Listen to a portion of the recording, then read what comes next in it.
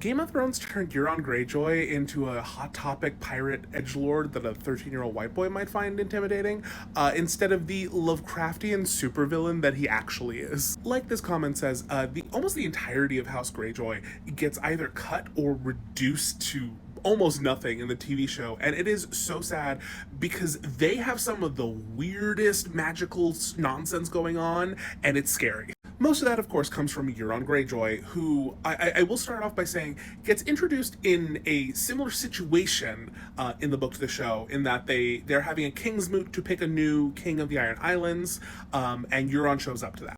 But that's kind of where the similarities end. So the main candidates for King of the Iron Islands are Asha, who is Theon's sister. In the show, she's called Yara, because apparently Asha sounds too close to Arya, but Yara doesn't. There's Victarion, who is Asha and Theon's uncle, Balon's brother, and Euron's brother. And then there's Euron Greyjoy himself. Yes, there are a few other people who try, but they didn't give a shit about them in the book, and I don't either. But anyway, so at the King's Moot, all three of those people, put forward their, pitch for why they should be king, and Euron wins out. Now, why does Euron win out? He wins out because he shows up with this, huge piles of treasure from all over the world, because his big thing is that he has sailed all over and he has learned mysteries, deep mysteries, and he carries warlocks with him, and he has all of these slaves who know crazy shit, and it's weird and it's creepy and it's off-putting. And while all of the Iron Islanders are really into it, the thing that scares them, and I think kind of intrigues a lot of them the most, is this thing that I'm going to call the Dragon Horn. If it has a more legit name, I just don't remember it. Again, I don't own these books, I'm so sorry. But anyway, so Euron is at the King's Moot, and he's trying to demonstrate his power, and so he brings out this dragon horn, which is giant. It's the size of a man, and pulls out this one of his slaves and is I'm gonna show y'all, and he has a slave blow it, and it creates the most high-pitched painful noise, and everyone is terrified of it. It's the most horrifying sound, because this dragon horn thing is from old Valyria, which somehow Euron has been able to sail through without dying, despite the doom leaving all these things there that should kill most people that would try to go. But anyway, so the horn gets blown, it's scary, it has a bunch of Valyrian glyphs on it. I think they glow or some shit. And yeah, everyone's terrified and in awe of him. And then the poor slave who's been forced to do this steps back, and his mouth is smoking, and he dies within a couple days. And then apparently when they're doing an autopsy, because they're curious, they cut him open, and the inside of his throat and his lungs have been completely burned from using this dragon horn. So what is the dragon horn supposed to be for? So it's supposed to bind dragons to someone, the person who is using it. And so Euron's goal is to take it to Meereen and basically get Daenerys on his side, and then blow the horn so that the dragons are now under his control. Scary shit. Now, we can only kind of speculate here, but it seems to be that Euron is just this chaos monster that wants to rule the world and then kill things all the time, because he is demented. There are screws loose, and he's gotten involved in lots of dark magic and shit, and yeah, it's no bueno. And so beyond all of this dark magical stuff, which of course the show was going to cut because magic, we hate it, but there are darker aspects to his personality that they also cut, which I think is what allows that goofy vibe to exist in the show, which, the books would never allow. Because one of the details that you find out is that Euron, who was the oldest, as an adult, was known to basically go to his younger, still children, brothers' rooms and essay them in the middle of the night, and so they all hated him and were terrified of him. He also, I think, killed one of his brothers just for funsies. He's terrifying. He's a full psychopath, which is such a far cry from the dude grabbing his crotch and saying he's gonna give Daenerys his big white and what are we doing? But isn't it so D&D to take a terrifying male character and soften him to the point that he's just a goofy dude? Now, where we leave off in the books with Euron, he is basically now on a rampage across Westeros. They are raiding all over the place. and it's dark. He's taking over castles, abusing all the people within them, and just having a jolly good time. And then on the side, he has sent Victarion, his brother, who also hates him because apparently Euron assaulted Victarion's wife and knocked her up. And then Victarion, who was also, kooky in his own special way, then saw fit to murder his wife because he couldn't have that. But anyway, I'm getting off track. So he sends Victarion with the dragon horn to basically go fetch Daenerys. But Victarion is like, I hate my brother, so I'm gonna try to marry her myself and get the dragons myself. We'll see how that goes. So while that's like his basic plot in the series so far, there's so many theories about Euron, because Euron has like all of these weird like Lovecraftian elements to him, and just like the styling to him. He feels like some kind of monster, big eldritch energy. So there's lots of theories about like Euron's abilities, characters he might be, and then like stuff that he is doing in regards to his brother, who he's sent on this voyage. There's lots of stuff. So if you want a part 2, like going over all the Euron theories, please let me know, because this was really just a summary of what happens in the books. Okay, bye.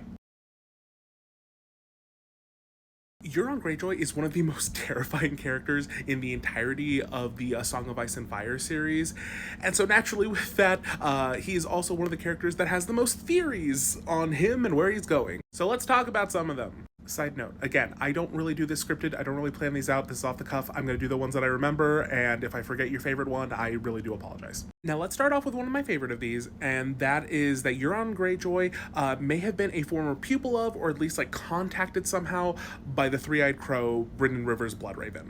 Now, evidence for this is more collective in general than like, ooh, look at this big thing. But so let me list some of these. First of all, we have like his name. Euron Greyjoy goes by the nickname Crow's Eye, which Crow, Three-Eyed Crow, there's that connection there. It is because he wears an eye patch to cover his one eye that is black, and just like the idea that, there could be some magical ability there, like the seeing in a different way, you know what I mean? Then along with that, there is a scene, and I think it's A Feast for Crows, where he's talking to Victarion, and he mentions like some weird stuff from his childhood. Something about like when he was like younger, I think he like thought he could fly, or he was saying like something like, do you ever wonder that you can fly? You'd have to like jump from like a tower or something to like figure it out. And it's very reminiscent of what happens with Bran. Like Bran has his injury falling from the tower, and then in his like dream vision things that he's having while he's still unconscious, the Three-Eyed Crow is telling him like, you need to fly, you have to like decide to fly, do it, and if you don't, you're gonna die. And it sounds like at the very least Euron had something similar, but then like kind of failed. And this is interesting and tracks because at the end of the day, the Ironborn are descendants of the First Men. So if like green seers, wargs, skin changers, and all that is hereditary, then, it stands to reason that the Ironborn could have those skills just as much as, a Stark or another Northman might. So even if he has like a fraction of those abilities, if he is like maybe like a baby green seer or something, that could explain like his propensity for knowing weird things, and his general like desire to accumulate all these like different styles of magic. Like he enslaves a bunch of warlocks and stuff, and so he's like aware of magic because of that, maybe. But this idea that he might be, a skin changer war green seer also leads into another very popular theory, and that involves a character called the Dusky Woman. Now, I'll be real, this one I think might be true, but I hate it. I hate every second of it, but I'll explain. So in the book, Euron has become king of the Iron Islands, and he sends Victarion off to go basically fetch Daenerys and her dragons for him, use a dragon binder, the horn, to, bind the dragons to his will so that Victarion can bring them back and give them to Euron. Euron can take over the Seven Kingdoms and everything, woohoo. And when Euron is sending Victarion away, he sends some people with him as, like, helpers. And one of them is basically this slave woman who he has ripped out her tongue. She's called the Dusky Woman. And yeah, Euron rips the tongues out of all the people he like forces to serve him because he's just super duper fun that way. But he gives this woman to Victarion, is like, hey, here's a slave for you to have. And because Victarion, kind of sucks in his own way. He's interesting, don't get me wrong. I know people were going wild in my comments last time. He's interesting, but like icky. But Victarion basically goes on to use her as a servant and a sex slave from that point on. Now, where the theory comes in is because people think that Euron is like a skin changer, and we have been introduced to the idea that like skin changing into a human is an abomination, though I think that gets introduced later. But anyway, we know that from the series overall, like skin changing into another human is bad. There's the theory that Euron uses the Dusky Woman to spy on Victarion by skin changing into her, possibly while she is having sex with him. So Euron is now having sex with his brother, but in a different way. And like I do think there's a possibility because again we've established that Euron is disgusting. Like he salted his brothers as kids, and so this just feels like another really fucked up thing that he would probably be cool with. Anyway, but finally, let's get to the big boy theory, the one that lots of people love to talk about, and that is that Euron Greyjoy is actually Daario Naharis. Yes, the Daario Naharis that is Dany's like fuck buddy in Marine, that Daario Naharis. Now, I will admit that I do think that the evidence for this theory isn't nothing. Things line up. I personally don't subscribe to it, but I do think it's fun and I see how people get there. But anyway, so the theory basically comes from the fact that, as we know, A Feast for Crows and Dance with Dragons, books 4 and 5, are really meant to be one book that just George had to split because it was getting just too long and too unwieldy. And so if you take the books and do something called a tandem read, where you basically like reorder the chapters from both of them and read it like in the sequential order, the places in which Daario is like in Marine, you see him in person, and then Euron in the Iron Islands, they match up enough that like it could be one person in both places. And that is because Euron doesn't show up for a while in the narrative, when you put those two books together. And then at the same time, Daario Naharis is in the narrative for the beginning of that, but then gets sent off to be a hostage while Dany is like doing negotiations in Marine. And then he's gone for like the back half of that novel. And again, if you put it in order, that's when Euron shows up.